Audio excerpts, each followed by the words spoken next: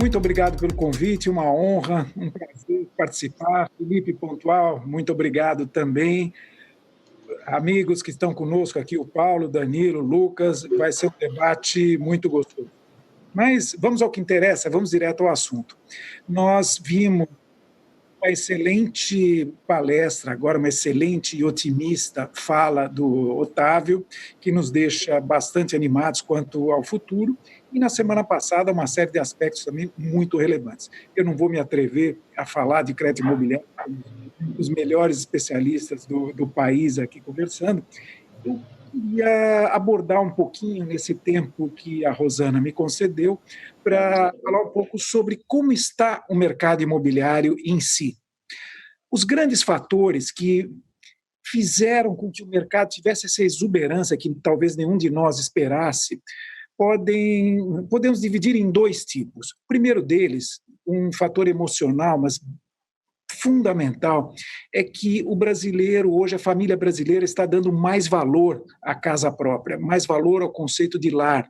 Lar é aquilo que, puxa, em tempos de pandemia, eu entro, fecho a porta e os problemas ficaram para o lado de fora. Então, hoje é muito importante, e as pessoas estão sim buscando esse lar, buscando essa casa própria, e isso faz com que a demanda, que foi reprimida por uma série de motivos nesses últimos anos, começou a ser atendida o ano passado, continuasse sendo atendida esse ano de uma forma bastante importante. A menos dos 2, 3 primeiros meses de pandemia, o mercado voltou e voltou muito bem. O segundo, vocês falaram bastante na semana passada, os juros baixos, claro. Embora ainda estejamos com juros maiores do que a média internacional, hoje a situação já é muito diversa.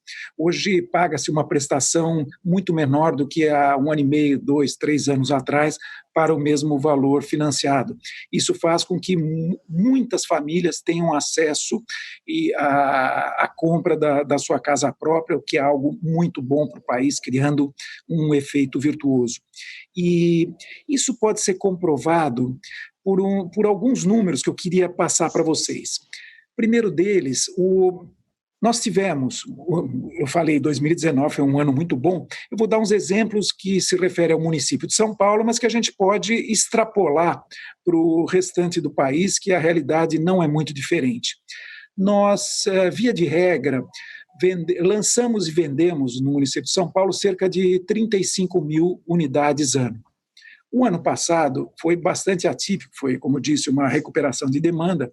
Nós lançamos 65 mil unidades, foi um recorde, e vendemos 50 mil unidades. Foi um dos melhores resultados da história também. E agora é interessante a gente observar que nos primeiros 9 meses de 2019 foram lançadas cerca de 35 mil unidades. Nos primeiros 9 meses de 2020, com pandemia e tudo, conseguimos lançar 26.500 unidades, um valor talvez 25% a 30% inferior ao do ano passado, mas considerando que nós passamos março, abril, maio e junho praticamente sem lançamentos, os lançamentos foram voltando timidamente a partir de julho, agosto e setembro já tivemos números maiores, claro, depois de ter tido números bons em janeiro e fevereiro, mas agora as incorporadoras estão voltando com apetite ao mercado, na medida em que consigam licenciar seus empreendimentos, que não é uma tarefa muito simples, porque apesar de a Prefeitura de São Paulo estar colaborando muito na obtenção de licenciamentos, obviamente o ritmo sofreu bastante em função de pandemia, home office e todos esses desafios que nós estamos tentando superar. Mas o dado mais interessante é que nos primeiros 9 meses de 2019, nós vendemos 32.200 unidades. Nos primeiros 9 meses de 2020, janeiro e setembro, vendemos 32.700. Ou seja, já conseguimos um número de vendas superior ao espetacular ano de 2019. Isso, em si, diz muito em relação aos aspectos que eu comentei há pouco. Existem algumas distorções bastante importantes que vale citar. Em função dos equívocos da legislação edilícia, da legislação urbana, no município de São Paulo, existe uma concentração muito grande em imóveis compactos. Não vou entrar no mérito aqui, mas é algo que precisa ser corrigido na próxima gestão com muita urgência, sob pena de nós criarmos um problema muito sério. Eu creio que, pelo menos o Lucas, talvez concorde comigo e talvez se manifeste a respeito, mas o número de apartamentos compactos em 2019 foi muito grande, 2020 também, porém, os apartamentos compactos estão tendo uma velocidade de venda menor do que os demais apartamentos de 2, 3, 4 dormitórios. Inclusive, o destaque maior em setembro, nós não temos, claro, ainda fechados os dados de outubro, foi dos apartamentos de 4 dormitórios. Foi a maior velocidade de vendas que nós atingimos e a expectativa para o final do ano também é continuar vendendo mais os apartamentos para média, média alta e alta renda. Os apartamentos econômicos, compactos, Casa Verde e Amarela, antigo Minha Casa Minha Vida, estão já com uma velocidade um pouco menor. Temos que prestar atenção a esse dado que é muito importante. O estoque que nós temos ao final de setembro para a cidade de São Paulo é bastante saudável. Estoque nós definimos no Secov como o número de unidades com até 36 meses de habite ainda não comercializado, inclusive unidades em lançamento e em construção. O número que nós temos é de 31.800, ou seja, inferior a um ano de produção, bastante inferior, eu diria, no ritmo de hoje, 7, 8 meses de produção, portanto, não estamos vendo nenhum problema nisso. E, para finalizar, o déficit ainda existe, o déficit no mercado residencial ainda existe, a necessidade em São Paulo é bastante grande, deve continuar mantendo os negócios, tanto os negócios de incorporação imobiliária como de crédito imobiliário, que é o objeto do nosso evento, bastante ativos pela próxima década, pelo menos. Claro, a gente nunca pode afirmar as coisas em se tratando de Brasil, que o Brasil às vezes nos surpreende. A pandemia foi um exemplo, apesar de ser mundial. Mas, enfim, esse é o cenário com que trabalhamos. Para o ano que vem, a expectativa é de que nós tenhamos um ano nos mesmos moldes, na mesma ordem de grandeza de lançamentos e vendas de 2020. Aliás, perdão, de vendas. Lançamentos mais do que 2020, porque nós não conseguimos lançar tudo que nós gostaríamos. Acho que tem muitos dos pontos que o Basílio trouxe, né? Mas eu vou acabar falando de novo de alguns deles, mas acho que, primeiro, né, o crédito, né? Crédito é muito importante para o nosso mercado, não só para o mercado primário, o mercado secundário também. Acho que tem um pouco do efeito da pandemia, né, que fez as pessoas repensarem um pouco o jeito que elas vivem. Então, se a gente... O ponto que o Basílio trouxe dos apartamentos mais compactos, acho que tem 2 elementos, né? Um é que realmente tiveram muitos lançamentos, né? Mas o segundo ponto é que depois de ficar trancado 3 meses em casa, né, 4 meses em um apartamento pequeno, as pessoas elas começaram a perceber que elas têm necessidades um pouco diferentes, né? Então, a gente vê bastante gente saindo de São Paulo indo para o interior, e mesmo dentro de São Paulo, ou procurando reforma, né? Isso a Loft, a gente também tem um braço de reforma, a gente consegue ver bastante gente indo nessa direção, e também uma busca por apartamentos maiores, né? Eu acho que esse é um elemento super importante. Falando um pouco de tecnologia, né? Se isso tivesse acontecido talvez há 20 anos atrás, teria sido mais difícil essa retomada do mercado, né? Acho que a disponibilidade de ferramentas e portais e empresas que usam tecnologia tanto para fazer a divulgação como toda a jornada do cliente, permitiu que muitos negócios que talvez fossem mais dificultados ainda pela pandemia acontecessem. A gente, dentro da Loft, nós tivemos alguns casos de apartamentos que foram vendidos sem nem sequer a gente ter a visita presencial do cliente. Isso ainda é um percentual muito pequenininho, mas já começa a mostrar o impacto e um pouco da direção que em algum momento o mercado vai tomar, né? Acho que o terceiro ponto é o financiamento. Acho que com a queda da Selic, né, e consequentemente a queda das taxas de juros de financiamento imobiliário permitiram que muitas pessoas que não conseguiriam comprar um apartamento com as taxas antigas, agora conseguem, né? E isso é muito bom, né? Isso é bom tanto para o mercado primário quanto para o mercado secundário. A gente vai ver mais lançamento, a gente vai ter mais unidades sendo colocadas no mercado, sendo vendidas, e também no mercado secundário vai ter mais gente trocando de imóvel. O nosso mercado ele é muito pouco líquido, né? Comparado com mercados mais avançados, demora-se até 2 anos para vender um imóvel aqui.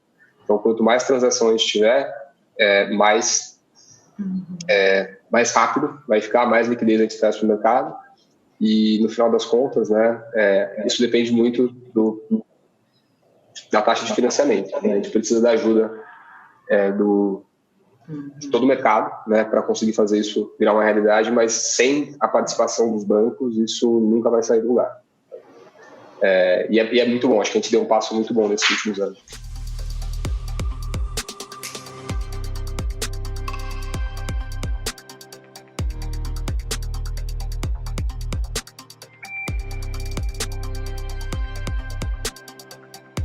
Boa tarde a todos, meus colegas aqui do painel, Paulo, Lucas, Basílio, e quem está nos assistindo.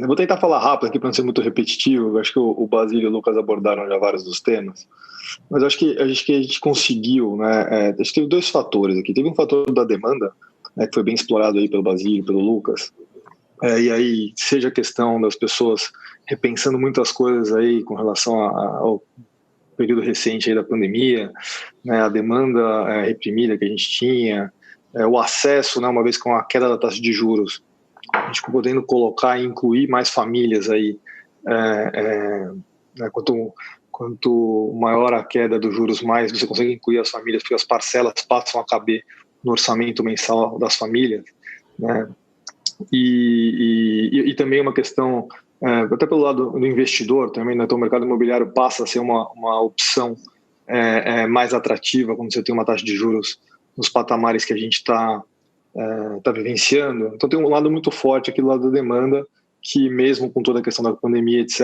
veio muito forte aqui nos últimos meses, né?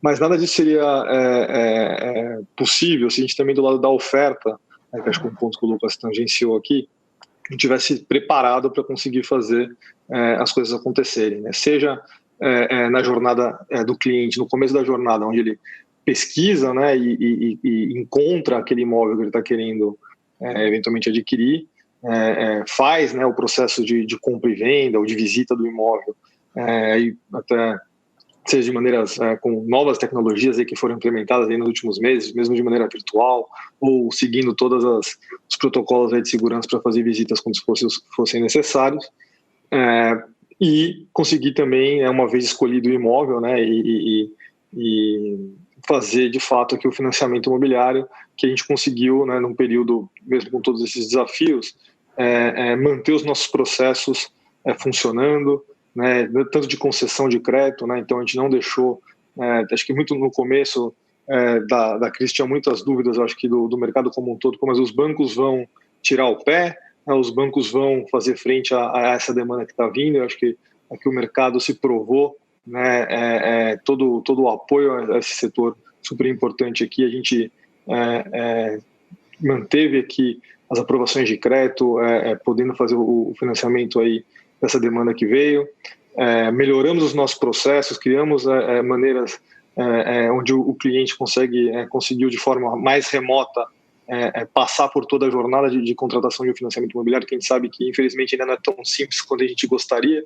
Acho que a gente vai falar um pouco disso depois, mas que foi possível fazer isso. Então conseguiu transformar essa demanda toda aqui, pelos todos os fatores aqui que o Basílio e o Lucas colocaram, a gente conseguiu transformar em realidade, de fato, concessão de crédito, financiamento, para que as pessoas pudessem realizar seus sonhos aí, mesmo nesse período.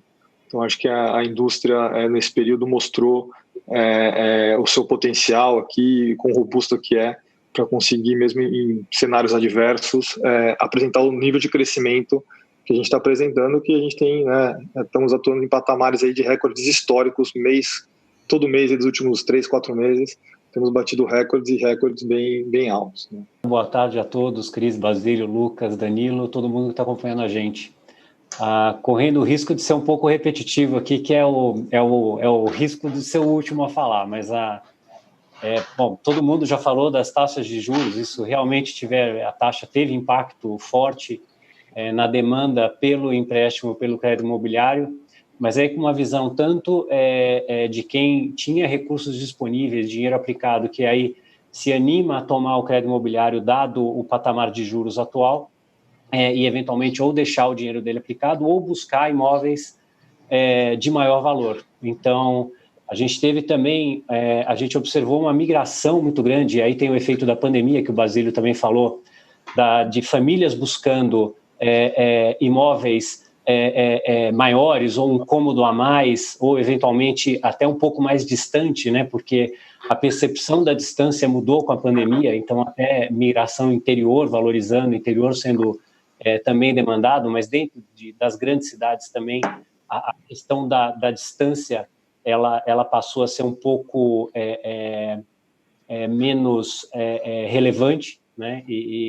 Enfim, teve uma mudança forte nos valores das famílias e nos hábitos, e isso acabou levando a esse ímpeto, essa vontade de fazer essa troca de imóvel.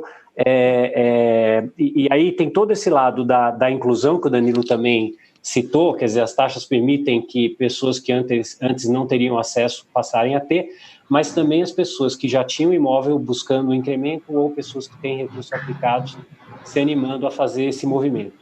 Além disso, que todos já falamos, a cadeia toda funcionou, então acho que isso é fundamental ser ressaltado, e aqui a cadeia toda que eu digo é de todos os players do mercado imobiliário, então da venda ao financiamento, ao registro, os cartórios seguiram, enfim, isso tudo também propiciou que o setor se mantivesse ativo durante a pandemia e pudesse, nesses últimos meses, aproveitar, absorver toda essa demanda crescente, porque de outra forma a demanda teria sido frustrada se a cadeia inteira não funcionasse. Então os volumes foram surpreendentes, tivemos aqui no caso, triplicamos os valores financiados e os volumes ainda seguem altos, e a gente estava preparado, dado que grande parte da jornada já estava digital, com aprovação de crédito, envio de documentos, simulação. Isso também ajudou muito a que a gente tivesse preparado para esse momento. Acho que os outros aspectos nós vamos abordar nas próximas perguntas, mas, enfim, dando o resumo aqui de tudo que foi dito, acho que eu concluo aqui agora.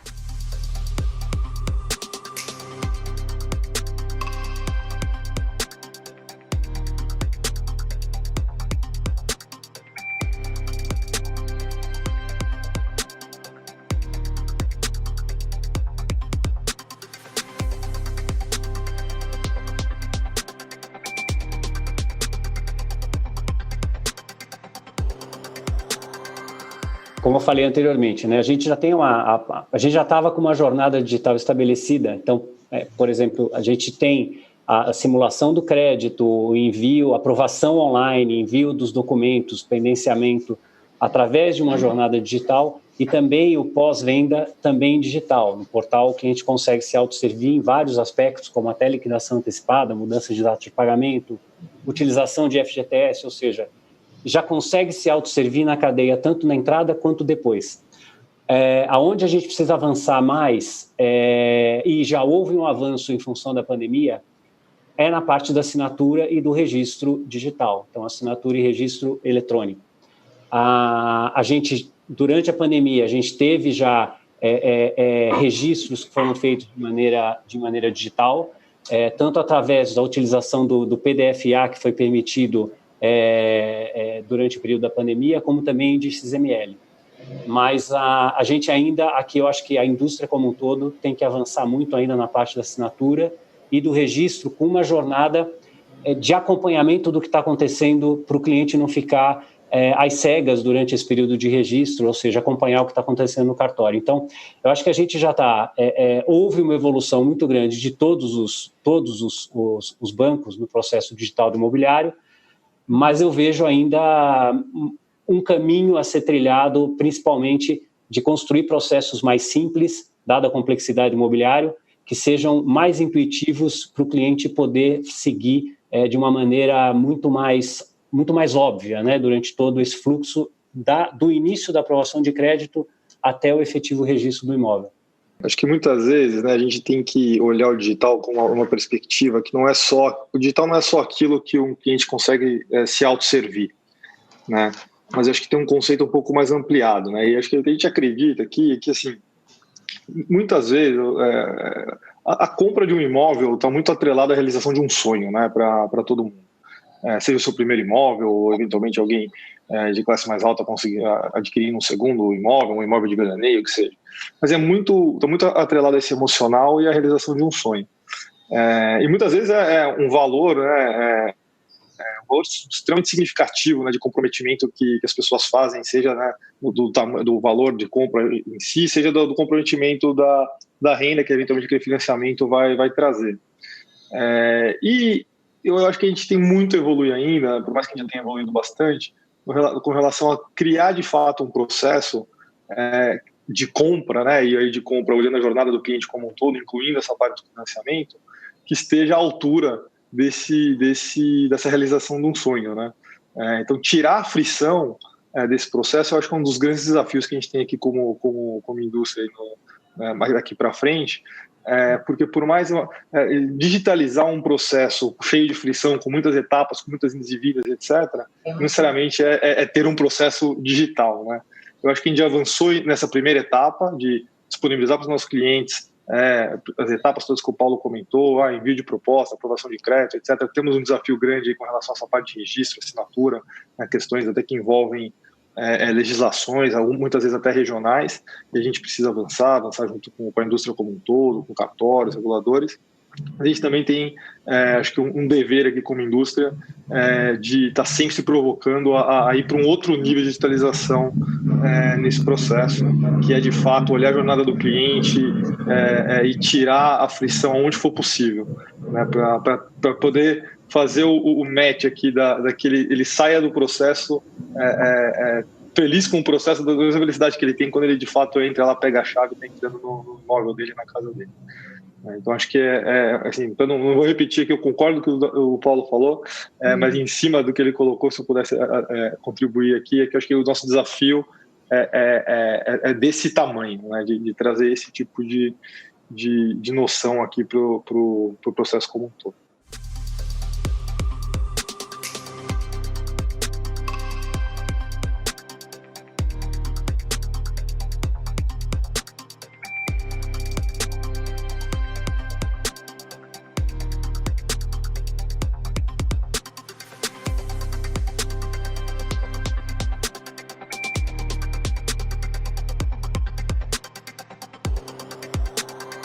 Na realidade, estamos falando de duas perguntas. Produção e comercialização, o que mudou? Hoje existe necessidade, sente-se necessidade de um espaço maior, de um cômodo a mais para funcionar como home office, que, aliás, eu me atrevo a dizer que esse cômodo a mais é importante para a saúde da relação conjugal, né? Porque às vezes fica meio complicado você conviver 24 horas no mesmo cômodo e você falar de assuntos diferentes, enfim. Então, esse cômodo a mais.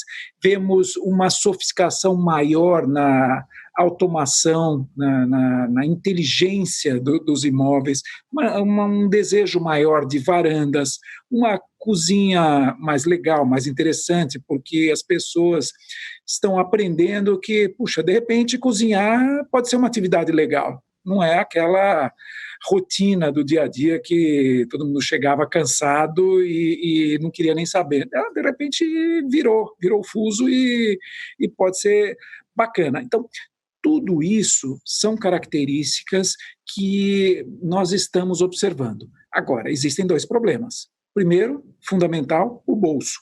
Imóveis maiores precisa ter um bolso um pouco mais largo, uma capacidade de aquisição maior, e isso não é fácil. Segundo, de novo, a legislação urbanística, principalmente no município de São Paulo, que inibe muito, hoje em dia, a incorporação e o desenvolvimento de imóveis maiores. É uma pena, isso efetivamente temos que corrigir, porque isso está indo contra o mercado.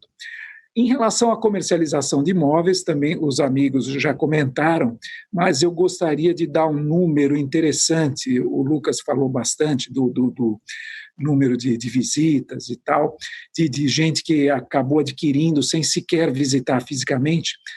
Nós, a partir de final de março, começou a quarentena, o confinamento. Abril foi aquele início onde ninguém saiu de casa. Mesmo assim, em abril, nós tivemos cerca de 1/3 das visitas que nós estávamos esperando para o mês. E todas essas visitas foram virtuais. Ou seja, 1/3 dos nossos clientes, e na sua maior parte, famílias mais jovens, como seria de se esperar, se contentaram, se satisfizeram em fazer a visita virtual dos imóveis. Em maio, todo mundo já percebendo, puxa vida, esse negócio vai demorar mais do que imaginado, se queremos adquirir imóvel, vamos para as cabeças, vamos tocar. Vimos que o movimento subiu para 50% do esperado. Então, mais famílias toparam a visita virtual. Em junho, os estandes abriram, quer dizer, já deixamos de ter um número confiável, as visitas subiram muito em junho. Mas, certamente, as pessoas perderam o receio, principalmente em apartamentos menores, mais compactos, onde não existem tantos aspectos que possam diferenciar os apartamentos. Para apartamentos maiores ainda continua aquela necessidade, puxa, eu quero me entender dentro, quero ver cada cômodo, quero estudar, quero me sentir, quero cheirar, enfim, aí é um pouquinho diferente. Mas é por aí, Rosana, que nós estamos enxergando as inovações.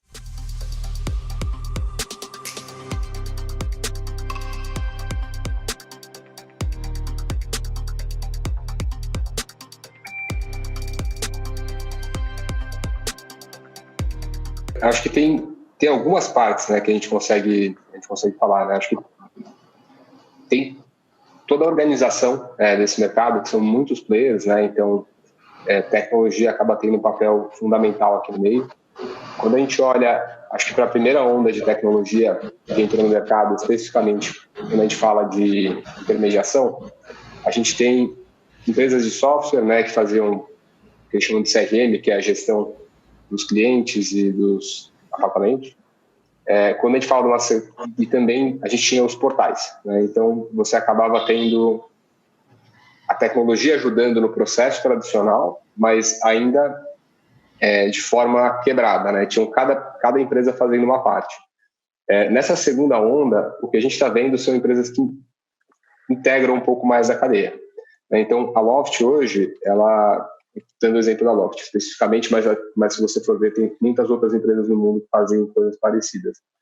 Mas ela pega a cadeia inteira. Então, desde a parte de captação dos imóveis, divulgação na plataforma, gerenciamento, gestão das visitas, oferecer uma plataforma digital para os corretores trabalharem, e além disso, tem também toda a parte de contrato, né, fazendo isso da forma cada vez mais digital, e isso também é uma tendência, né? Essas empresas elas estão pegando outras etapas da cadeia, né? Então, ao invés de você ter que comprar um imóvel em um lugar e fazer o financiamento, a reforma em outro, na Loft você consegue achar o imóvel, fazer a oferta, financiamento através dos bancos, mas dentro da plataforma da Loft, e eventualmente reforma também. Então, isso dá uma experiência, dá muito mais controle para as empresas de tecnologia sobre a experiência do cliente, né? Acho que, como o Danilo falou, é uma experiência cheia de fricção, né? E o objetivo é tirar boa parte dessas fricções e transformar essa realização desse sonho, né, em um processo um pouco mais prazeroso, né? A gente sabe que quando chega na hora de fechar a compra do imóvel é sempre muito doloroso para o cliente, né? E um jeito de fazer isso é de melhorar um pouco dessa experiência com tecnologia, isso que a gente está tentando trazer. Aí tem algumas diferenças também de mercado, né? Quando a gente olha para os Estados Unidos, onde tem muito dinheiro disponível, você tem empresas que se especializam em cada uma das etapas do mercado. Você tem empresas enormes que só fazem software para assessorias de financiamento, né, o que ele chama de mortgage brokers. Empresas que têm avaliação de milhões de dólares. Aqui no Brasil vai ser mais difícil ter isso. Então, provavelmente a gente vai ter empresas que fazem mais partes da jornada, né, isso começando a ser concentrado em alguns players. Né. Mas eu acho que, no final das contas, é um pouco do que o Danilo falou. O papel das empresas de tecnologia é tirar a fricção do processo e tentar trazer uma experiência melhor para os clientes e para todas as pessoas envolvidas na cadeia.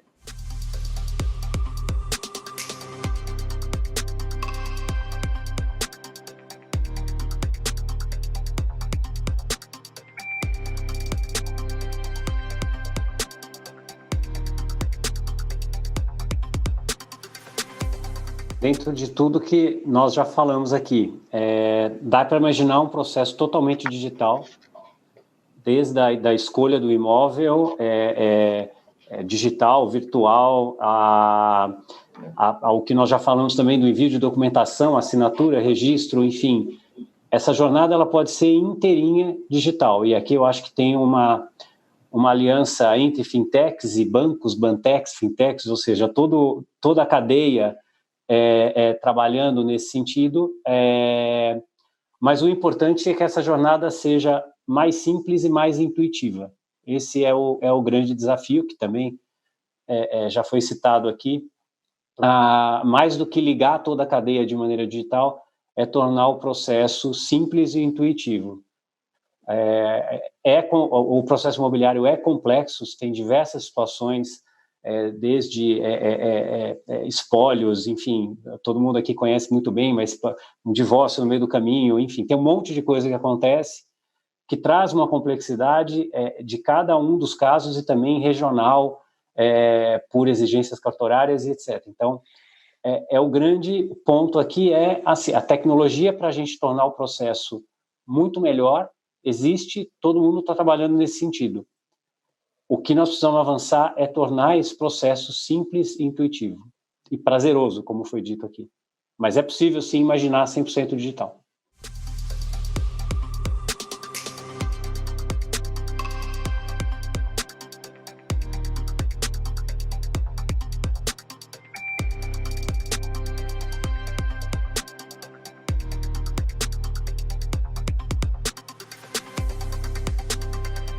Bom, hoje a gente já tem um percentual bem relevante dos contratos, né, sendo originados nos canais digitais. Então, não necessariamente, acho que a questão aqui, a potencial dificuldade estaria na contratação, quando a gente fala, vou mandar uma proposta, etc. Mas entre você, né, mandar uma proposta, ter seu crédito aprovado, né, e de fato ter o financiamento, o contrato emitido, né, você passa por uma série de etapas, né, porque é um financiamento que depende, até como o Paulo comentou, tem pelo menos 3 partes aqui envolvidas. Tem o comprador, tem o vendedor, tem o próprio imóvel, né? E aí tem uma série de documentações, uma série de coisas que precisam ser feitas.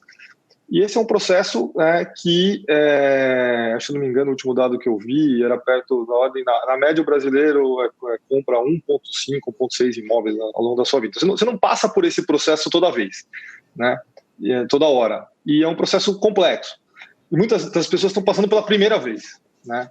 Então a gente sente que existe muitas vezes uma necessidade das pessoas que estão passando pela primeira vez de serem assessoradas, né? O que eu preciso fazer? Que documento que eu preciso? Se um processo não é super tranquilo, né? Que um processo sem uso de FGTS, sem intermédio de quitante, né? Com alguém, o comprador e vendedor solteiros, etc. Tal, ele tem um nível de complexidade. Agora você pode pegar um complexo com outro nível de complexidade. E muitas vezes eventualmente o cliente pode se sentir a necessidade de ter uma assessoria. O que a gente entende, a gente tem que dar um cardápio para os nossos clientes, né? Então a gente tem que tornar possível, sim, que a jornada possa ser feita 100% digital, com o menor nível de fricção possível, e que, se ele escolher se autosservir, ele tem a possibilidade de fazer o processo todo se autosservindo. Mas a gente também tem dependendo do caso, dependendo do cliente, etc., também colocar à disposição do cliente, sim, a possibilidade de assessorá-lo ao longo dessa etapa, que a gente sabe que não é trivial, muitas vezes. E, de novo, muitas vezes o cliente está passando aquilo, tem toda a questão emocional que eu comentei, é a primeira vez que ele está passando, não tem muitas informações. Acho que nosso dever aqui trazer para esse cliente essa informação, esse conforto, seja de maneira digital, seja com alguém assessorando ele, pode ser de forma remota, não estou falando que precisa ter presencialmente alguém na frente de alguém. Isso a gente viu aqui na pandemia que funciona muito bem, todos aqui de maneira virtual aqui nesse evento. Então, é um pouco do que a gente acredita. Acho que com relação à dificuldade, eu vejo isso. Eu vejo que determinados tipos de processos, clientes talvez se sintam inseguros, mas não significa que a gente não possa dar uma alternativa de maneira digital, resolver o problema dele, não precisa ter algo presencial envolvido.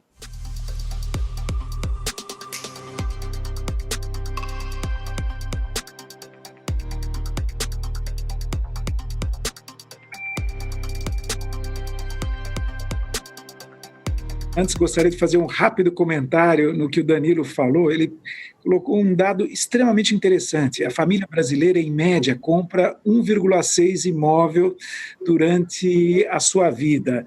E, Danilo, isso é bacana a gente entender o quão o brasileiro é conservador e dá valor ao seu imóvel. O americano, em média, compra 7 imóveis durante a sua vida, porque ele se mexe muito mais, ele se move de uma cidade para outra, trabalha um dia em Los Angeles, depois vai contratado para Nova York, para não sei aonde, assim vai. Nós não, somos conservadores e permanecemos. Isso, aliás, dá uma segurança muito grande para vocês no crédito imobiliário, porque a escala de valores de Maslow, o pagamento da parcela do crédito imobiliário, talvez depois de comida, seja o item mais importante. É interessante a gente ver isso. Agora, em relação à pergunta da Rosana, nós estimulamos, nós e as demais entidades que atuam no mercado imobiliário, estimulamos muito essas novas ideias. Aqui no Secov nós temos uma incubadora de startups, o nome dela é Movimente, onde nós abrigamos e procuramos ajudar, dar mentoria e desenvolver novas ideias, e temos tido um sucesso muito interessante. O pessoal vem com coisas muito criativas, tanto que já há alguns anos nós fazemos um concurso para ver quais são as fintechs que se nos afiguram com maior sucesso a cada ano. E aos vencedores, aos 5 finalistas, vou chamar assim, desse concurso, nós oferecemos a mentoria por bastante tempo para que elas possam se desenvolver à altura.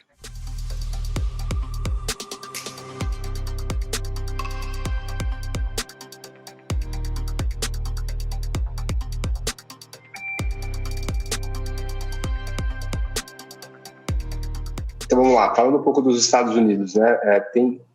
Acho que como eu falei antes, né, lá tem mais dinheiro disponível, né? Mais dinheiro disponível não só isso para investimento nesse tipo de empresa, que é empresa de tecnologia e investimento de venture capital, né? De capital de risco. Então faz com que o mercado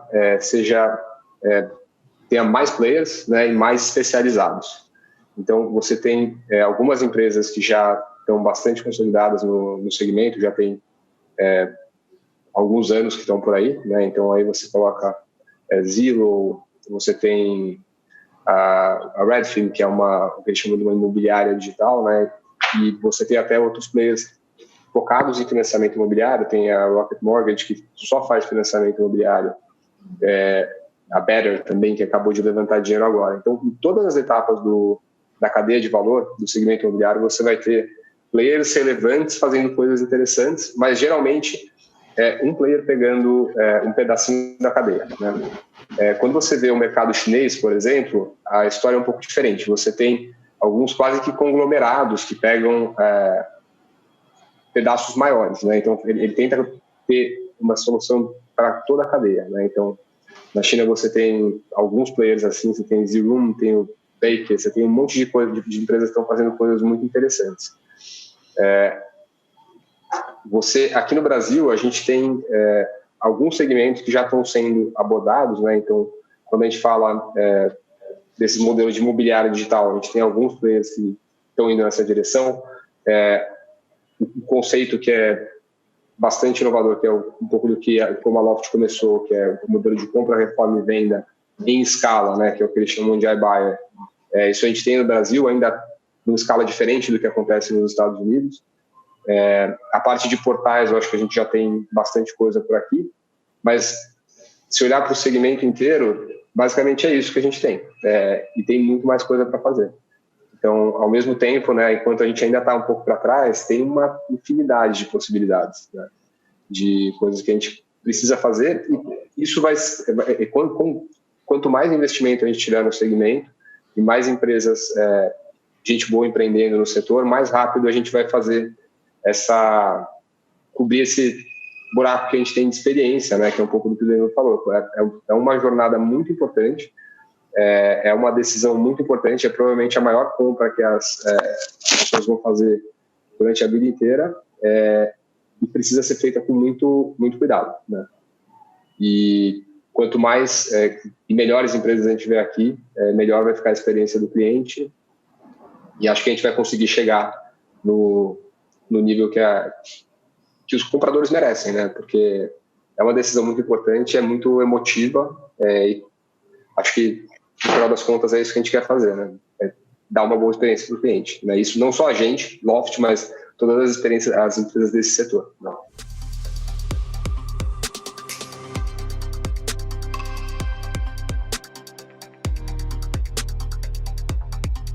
Quando a gente fala de tecnologia e mercado imobiliário, são coisas que ficam um pouquinho distantes, né? Acho que é mais difícil você inovar no mercado que é tão intensivo em capital, né? E acaba que as formas de interação elas são mais difíceis de serem digitalizadas, né? E também quando é uma compra tão importante de recorrência tão baixa, né? Quando você fala de aplicativos como a 99, a iFood, a pessoa tem muitas chances de fazer essa compra e experimentar, e o custo de tentar uma tecnologia nova é muito baixo.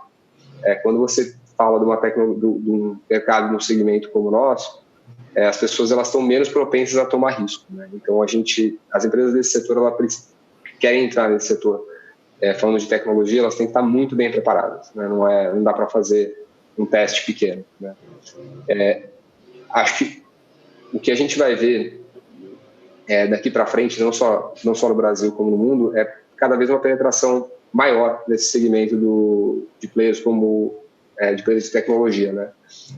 Mesmo em mercados mais avançados, né, você vê que a penetração de e-commerce, por exemplo, como percentual do varejo, já é 30%, 40%, dependendo do segmento, até mais. Quando a gente fala de real estate, não é nada, ainda é muito pequenininho, né? Isso vai mudar.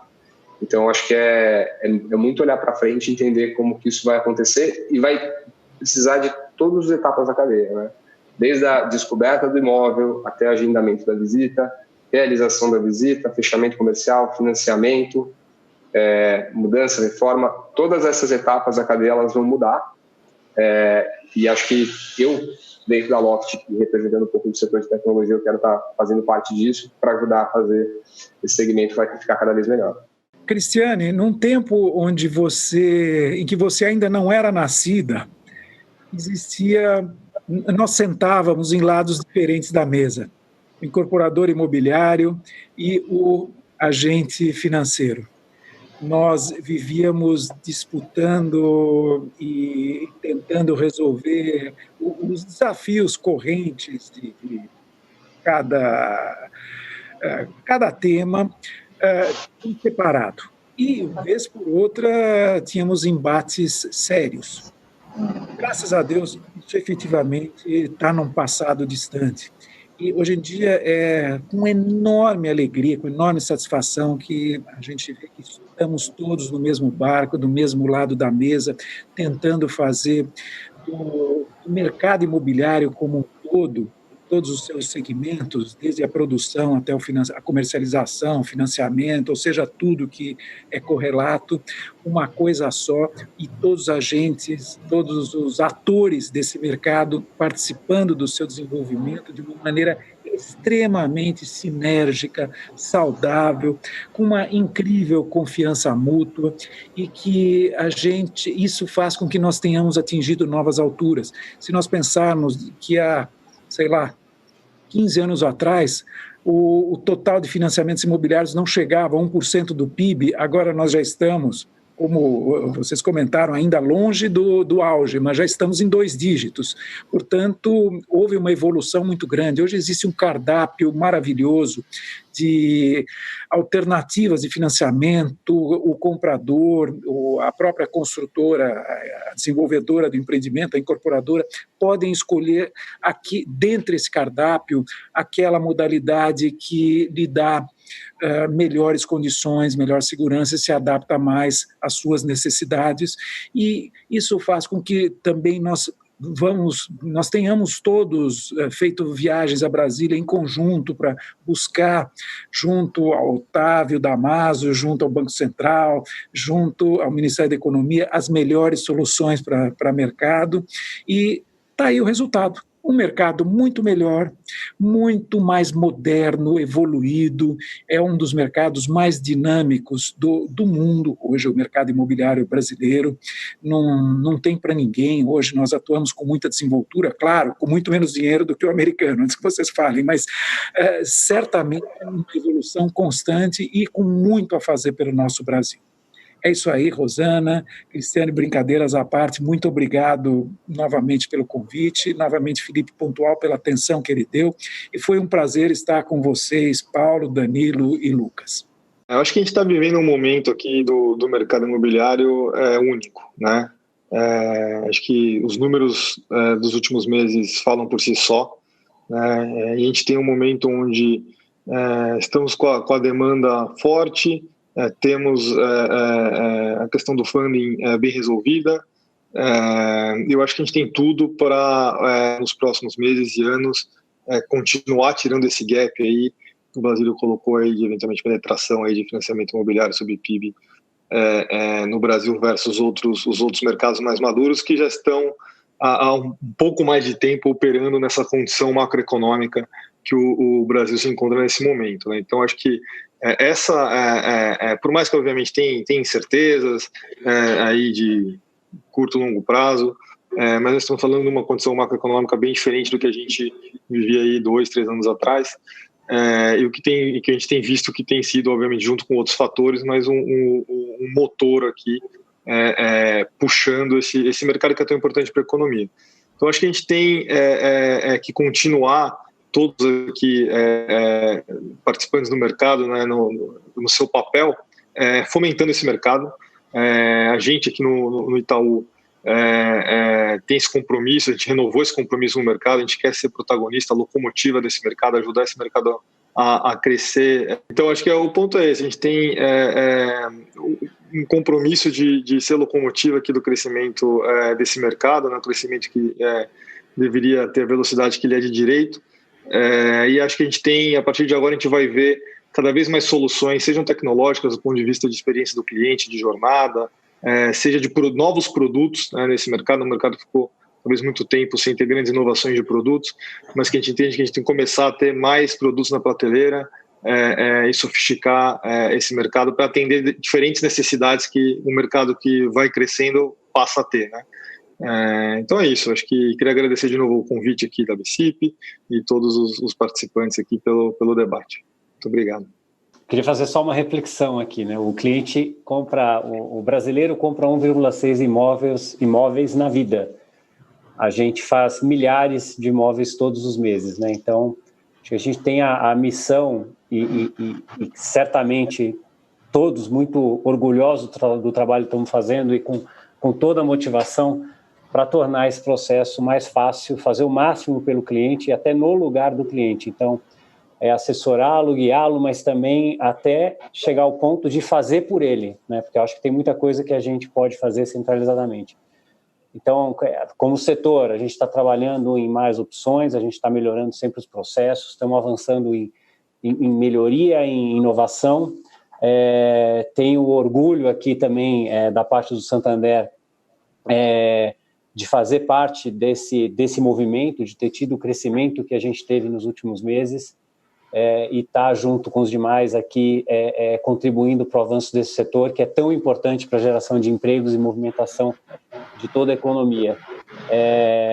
Eu queria deixar também aqui de falar do Home Equity, que é que é uma opção também que está crescendo muito e que é pouco explorada no Brasil ainda e que, com o crescimento do mercado imobiliário, sem dúvida nenhuma, é uma fonte também de recursos para os nossos clientes estarem se resolvendo financeiramente ou realizando um sonho, ou seja, aqui também o mercado imobiliário, aqui também o real estate, né, vai, sem dúvida nenhuma, incrementar a importância no mercado brasileiro. Então, queria fechar só dizendo isso, que, assim, acho que todos nós estamos muito orgulhosos, o Santander é muito feliz com o que está acontecendo no mercado e a gente está muito motivado em seguir transformando o mercado.